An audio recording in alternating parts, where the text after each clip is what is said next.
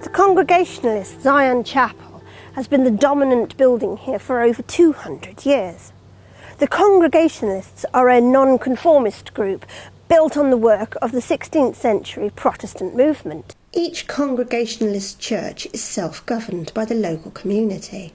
The early Congregationalists sought to separate themselves from the Anglican Church in every possible way, and even forewent having a church building. They met outdoors and in homes for many years.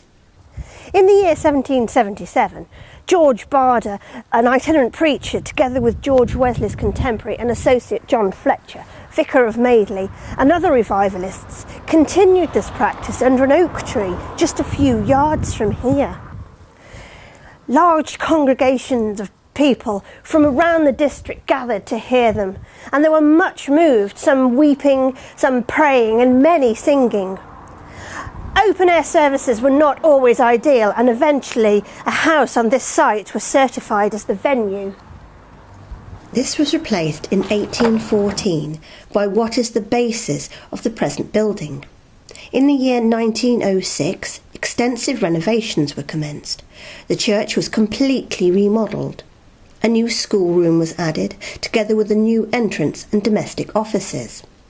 The cost of this work amounted to £526. For this work the church owes much to the zeal and foresight of George Cambridge of High Hall, Blimall. He was the church secretary and gave oversight to the whole undertaking. In the year 1908 the work was completed and the opening performed by the well-known radio pastor Reverend Dr. Parks Catman of Brooklyn Congregational Church in the USA.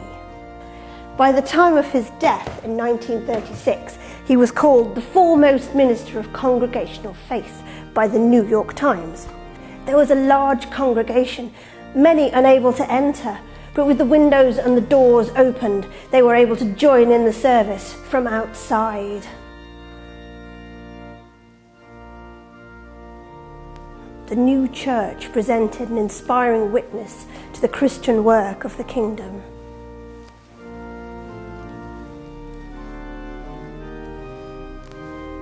On December 6, 1934, the church suffered a great loss in the sudden death of Molly Owen at the early age of 40 years.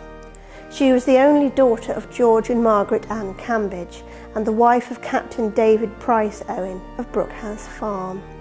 She was baptised in the church and at the age of only 14 appointed organist. For many years she trained and conducted the children's choir at the Sunday school anniversary.